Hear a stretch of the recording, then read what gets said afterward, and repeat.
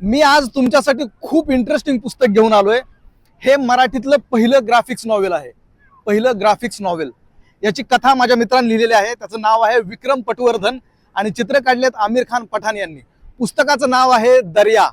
म्हणून मी आज समुद्रावर आलोय व्हिडिओ करण्यासाठी। या पुस्तकांमध्ये ग्राफिक्स चित्र एवढी सुंदर काढलेली आहेत, तुम्ही बघू शकता। आणि याच्यामध्ये एक नकाशा दिलेला आहे, तो तुम्हाला दाखवतो। ज्या बेटावरती ही कथा घडते त्याचा हा नकाशा आहे।